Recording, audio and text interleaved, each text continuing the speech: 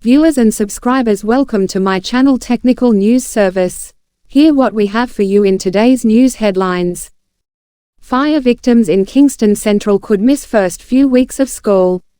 Residents of Rum and Rosemary Lanes in central Kingston who were left homeless due to back-to-back arson attacks last week are grateful for the level of cleanup activities that have taken place since, but are worried about back to school for the children.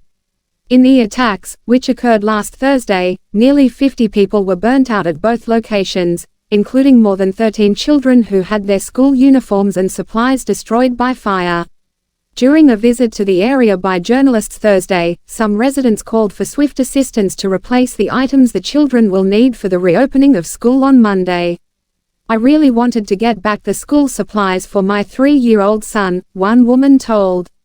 Another mother, of 6 Rosemary Lane, lamented that everything was lost and parents who were affected by the fire need help to make the next move to secure back-to-school supplies. "Some of us stay in one of the burnt-out rooms currently. People from Ministry of Labour and Social Security came and gave us mattresses and we put them on the ground. What we want help with now is the school stuff. We have 8 children who go to school. People are saying the children might not go to school for at least 2 weeks into the new school year," said the woman. "Only 2 of them go to basic school and 1 goes to primary school. Everybody else goes to high school. You have Kingston College, Jamaica College, Excelsior, and so on.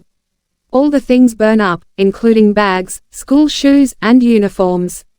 Government representatives came and gave them some bags and some exercise books. They didn't get any textbooks. They need the things on their book list, plus they need back uniforms as well," she said. The mother also appealed for help to build a wall to prevent possible intruders from gaining access to them at nights when they rest their heads. "This was a targeted attack and we don't want people to target us anymore. Right now, the place is too open," she added as she lamented the condition that she and the others have been forced to live in due to arsonists. "I don't like this because I am not used to this kind of life. I am used to my nice bedroom with nice television on the wall and all those things. I have the option of staying with family elsewhere, but I don't want to do that. I want to stay in my bed," she said. St. Mary cabbies stage fiery protest after colleague is shot. A section of the Port Maria Main Road in St. Mary was temporarily blocked Friday afternoon by angry taxi operators protesting the shooting of one of their colleagues. A police source told that the shooting occurred while Transport Authority employees were conducting operations at the High-Low Plaza in Port Maria.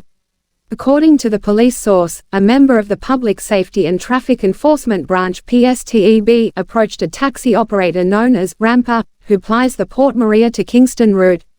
It is unclear what transpired between the men, but it is said that the taxi operator held onto the policeman's hand and drove quite a distance with him being forced to run alongside the car.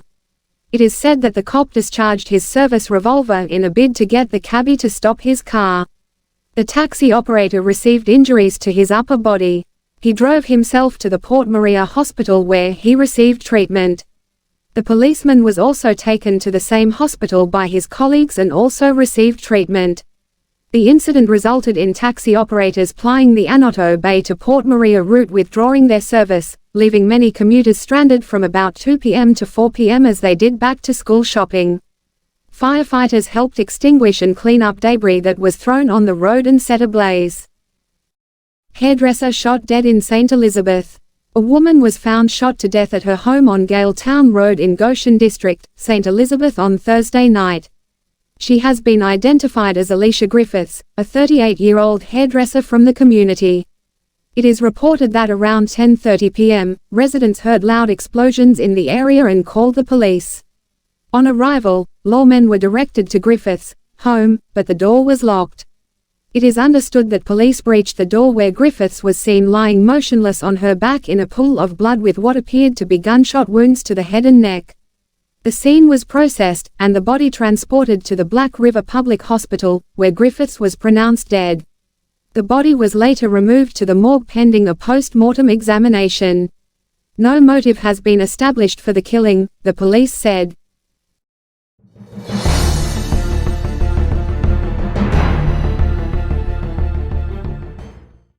Continuing the news. 2 men in custody after gun, ammunition seized in St. Thomas. 2 men are now in custody after a Tanfolio 9mm pistol and 10 rounds of ammunition were seized by the Morant Bay Police during an operation in Bamboo River, St. Thomas on Thursday. Reports are that about 10:30 p.m., lawmen were on operation, when 2 men were seen in a parked Nissan Toyota motorcar. The men and the vehicle were searched, during which the weapon, with the ammunition, was found in the driver's door of the vehicle. Investigations continue. Westmoreland man charged with brother's murder. A 50-year-old man has been charged with the murder of his brother who was killed during a dispute at their home on Monday, August 28. Charged is Donovan Grant, otherwise called Icewater, of Red Ground District in Negril, Westmoreland. The deceased has been identified as 52-year-old Michael Grant, otherwise called Scretchy, a labourer also of Red Ground in the parish. Reports from the Negril police are that about 6:30 a.m., Donovan and his brother had an ongoing dispute that became physical. During the dispute, Donovan reportedly inflicted stab wounds to Michael's face and chest. Residents summoned the police and on the arrival of the lawmen, Michael was seen lying on the ground in a pool of blood. Donovan later turned himself into the police. He was interviewed and subsequently charged. His court date is being arranged. Kingston man charged for murder. A 21-year-old man from Kingston has been charged in relation to the death of 26-year-old Jason Bennett on Psalms Avenue, Kingston 11 on August 24. Charged is Malika Morgan of Penwood Road, Kingston 11. Reports are that about 7:45 p.m., Morgan and Bennett allegedly had a dispute during which a knife was used to stab Bennett. He was taken to hospital where he was pronounced dead. Morgan was subsequently arrested and charged with murder. His court date is being finalized. Viewers and subscribers, thanks for watching. Remember to comment, like, share and subscribe to my channel for your latest news update. Remember, be safe and see you again.